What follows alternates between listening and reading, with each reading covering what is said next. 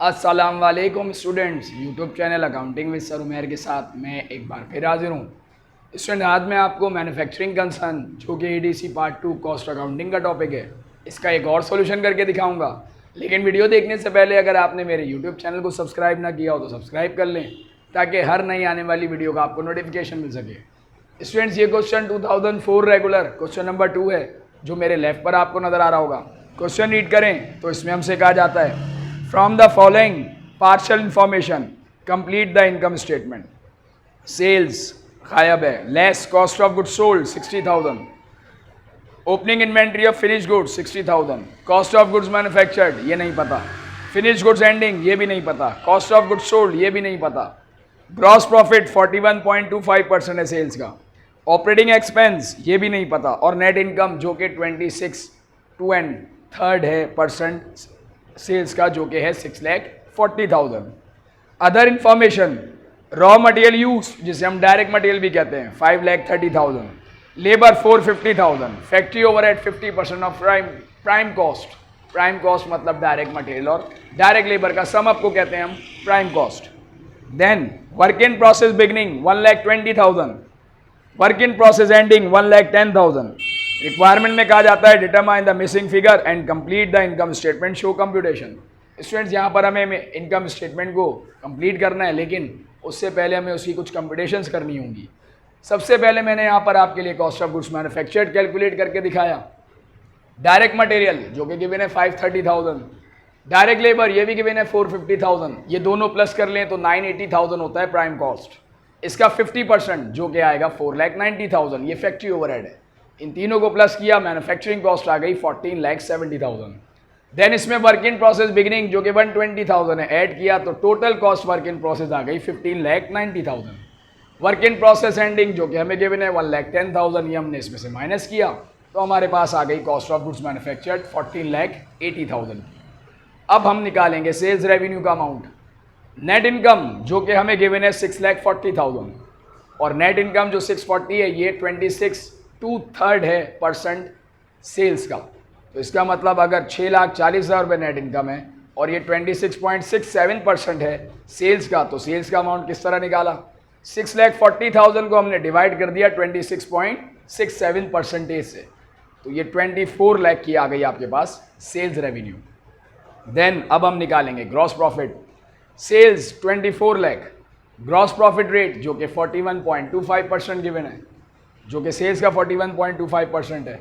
हमने इसको 24 लाख को 41.25% से मल्टीप्लाई किया और इस तरह हमारा ग्रॉस प्रॉफिट का अमाउंट आ गया 9,90,000।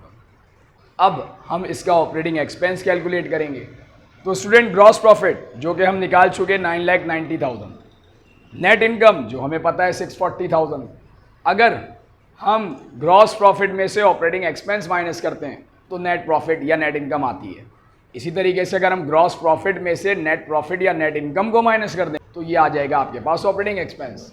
तो यहाँ ग्रॉस प्रॉफिट हमें गिवन है 990,000 जो कि हमने कैलकुलेट की, और नेट प्रॉफिट जो हमें गिवन है 640,000 माइनस किया तो ऑपरेटिंग एक्सपेंस हमारे पास 3,50,000 आया। देन अब हम निकालेंगे कॉस्ट ऑफ गुड्स सोल्ड। तो स्टूडेंट, सेल्स में से जब हम cost of goods sold minus करते हैं तो ग्रॉस प्रॉफिट आता है। तो अगर हम सेल में से ग्रॉस प्रॉफिट माइनस कर दें तो कॉस्ट ऑफ गुड्स सोल्ड आ जाएगी। और सेल्स जो हम निकाल चुके 24 लाख की, जबकि ग्रॉस प्रॉफिट जो कि हमने कैलकुलेट किया और वो कैलकुलेट करके आया 990,000, हमने 24 लाख में से 990,000 ग्रॉस प्रॉफिट माइनस किया और कॉस्ट ऑफ गुड्स सोल्ड आ गई हमारे पास 14,10,000। देन अब हम निकालेंगे finish goods ending. Finish goods ending के लिए स्टूडेंट्स, फिनिश गुड्स बिगनिंग जो कि हमें गिवन है 60,000, कॉस्ट ऑफ गुड्स मैन्युफैक्चर्ड जो हमने कैलकुलेट करके निकाला 14,80,000, प्लस किया तो total cost of goods available for sale आ गया 15,40,000। कॉस्ट ऑफ गुड्स सोल्ड जो कि 14,10,000 हम निकाल चुके हैं यहाँ से, वो हमने इसमें से माइनस किया तो फिनिश गुड्स एंडिंग आ गया। वैसे हम cost of goods available for cell में से फिनिश गुड्स एंडिंग माइनस करते हैं तो कॉस्ट ऑफ गुड्स सोल्ड आता है, या हम cost of goods available for cell में से cost of goods sold minus कर देंगे जो हम निकाल चुके हैं 14,10,000, तो हमारे पास आ जाएगा फिनिश गुड्स एंडिंग का अमाउंट जो कि 1,30,000 है। अब हम इसका बनाएंगे इनकम स्टेटमेंट। तो स्टूडेंट, सेल्स हमने कंप्यूट की 24 लाख, लेस करेंगे हम इसमें से कॉस्ट ऑफ गुड्स सोल्ड। उसके लिए फिनिश गुड्स बिगनिंग जो कि हमें पहले से गिवन है 60,000, वो रखी हमने। कॉस्ट ऑफ गुड्स मैन्युफैक्चर्ड जो हमने कैलकुलेट किया 14,80,000, ये हमने बिगनिंग में प्लस किया तो आ गया cost of goods available for cell 15,40,000। Than less करेंगे हम इसमें से फिनिश गुड्स एंडिंग जो कि हमने कैलकुलेट किया 130,000, ये माइनस करने के बाद हमारे पास आ गया cost of goods sold 14,10,000। Sales हमने की 24 लाख की, कॉस्ट ऑफ गुड्स सोल्ड है 14,10,000, माइनस करने के बाद हमारे पास अमाउंट आ गया ग्रॉस प्रॉफिट का 990,000 जो कि हमें गिवन भी था। लेस किया हमने ऑपरेटिंग एक्सपेंसेस 3,50,000 जो हमने यहाँ से कंप्यूट किया था वो आपने यहाँ माइनस कर दिया और इस तरीके से हमारे पास नेट इनकम आ गई 6,40,000। तो ये जस्टिफाई भी हो गया कि जो अमाउंट गिवन था वो हमने कंप्यूटेशन से निकाल लिया और इनकम स्टेटमेंट से निकाल लिया। तो स्टूडेंट मुझे उम्मीद है आपको ये मिसिंग फिगर्स वाला कॉन्सेप्ट मैन्युफैक्चरिंग कंसर्न का समझ आया होगा। अगर आपको मेरी वीडियो पसंद आए तो मेरे चैनल को ज़रूर सब्सक्राइब करें ताकि आने वाली नई वीडियोस का आपको नोटिफिकेशन मिल सके। स्टूडेंट्स नेक्स्ट वीडियो तक के लिए मैं आपसे इजाज़त चाहता हूँ। अल्लाह हाफ़िज़।